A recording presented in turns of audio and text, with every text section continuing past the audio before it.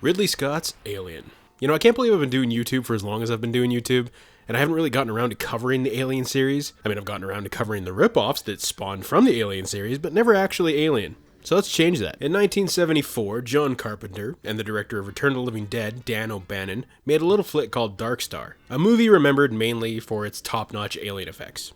And no, that's absolutely not a beach ball with hands glued to it. Come on, it's an alien. And not content with creating the greatest alien effect of all time, O'Bannon wanted to do Dark Star, but scary, with an alien that didn't look like, well, that thing. Dan O'Bannon would write 2 spec scripts. One, which was about gremlins invading a B-17 bomber during World War II, which sounds shockingly similar to that 2020 movie Shadow in the Cloud. I mean, it's basically the exact same movie. I wonder how that happened. And another script called Memory. Which would be reworked into what would become Alien. And then from there, Ridley Scott would join the project, and the rest, as they say, is history. So a group of space truckers aboard the Nostromo are headed back to Earth when the ship's onboard computer system, dubbed Mother, awakens the crew from cryosleep due to Mother picking up a signal from a nearby planet. And because the Weyland-Yutani company they work for has a policy that all signs of intelligent life must be investigated, the crew heads down to the planet's surface. The crew proceeds to find a crashed ship on the planet's surface.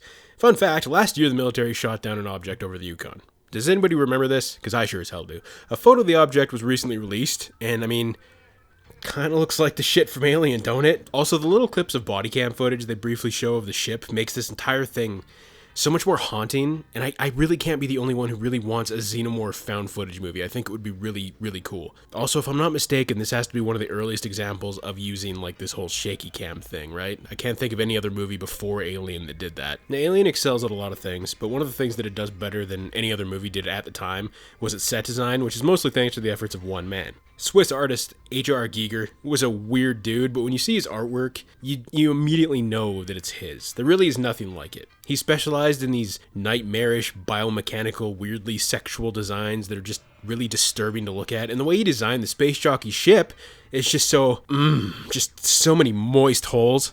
During the exploration of the planet, John Hurt's character comes across a gross-looking egg, and in his infinite wisdom, decides to touch it. He then proceeds to get throat-goated by one of the gnarliest creature designs ever, the facehugger.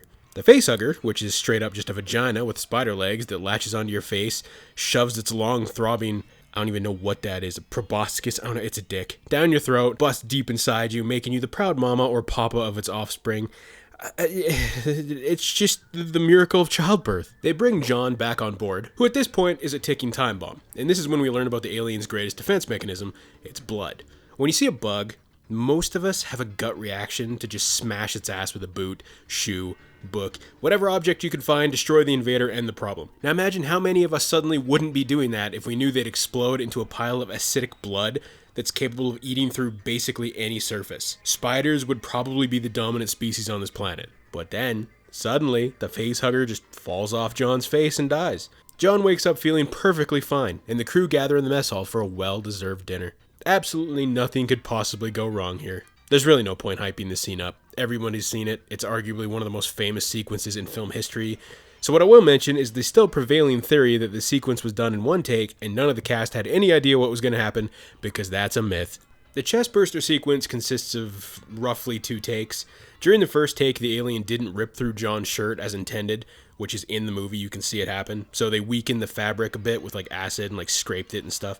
During the second take, the alien burst through. Now the cast knew this was going to happen, but what they didn't know was what the alien was going to look like and the amount of blood the crew was going to use for it. So when the blood splatters all over Veronica Cartwright's face, like at the end of a casting couch scene, that reaction is real. And thus was born the xenomorph, another one of H.R. Giger's greatest contributions to film. Prior to Alien, most creature designs in these movies had, tentacles, and they all kind of look the same. Like a beach ball.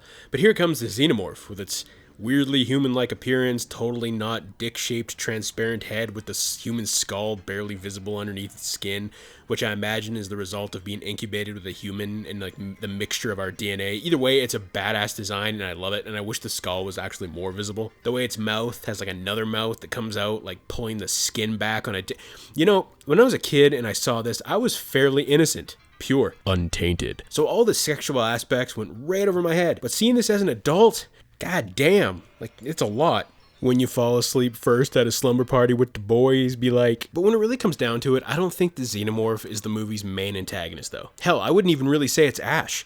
I think it's Jonesy, that fucking cat. Think about it, that cat single-handedly gets Harry Dean Stanton's character killed. That little shit literally lures him into the room with the xenomorph with its meowing. Cats have strong senses, you know? Like, you expect me to believe that this wasn't intentional? That the cat didn't know that the xenomorph was in that room? Fuck Jonesy. Alien was also one of the earliest examples of a strong female lead before having a strong female lead in the movie was automatically deemed as woke. Up until his creepy little jaunt through the Nostromo's vents with the flamethrower, the movie has you believe that Tom Skerritt's character is the lead. But after his run-in with the xenomorph, you quickly realize that it's actually Sigourney Weaver. Now, I like that bait and switch, which is kind of surprising because Alien was one of her first roles. The fact that she automatically becomes the lead, that's impressive. So anyway, let's talk extensively about her pubes. So during Alien's climax, in which what is probably one of the most rewound scenes in the history of VHS, probably right up there with Basic Instinct, Ripley, thinking she's safe, strips her clothes off to prepare for cryosleep. Now, for whatever reason, there's been this long-standing myth that Sigourney Weaver just had a massive bush that she refused to trim.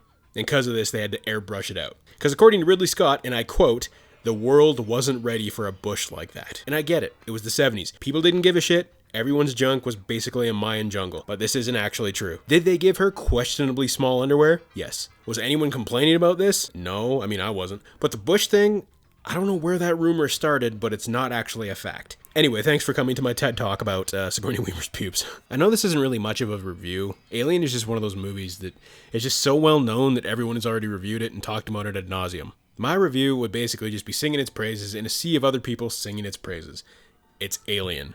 That being said, I can cover the rest of the franchise if you guys want me to. I won't be doing it for Frightober, because I feel like if I did that, the entire Frightober would just be Alien movies. But I will gladly get to the rest of the franchise if you guys want me to.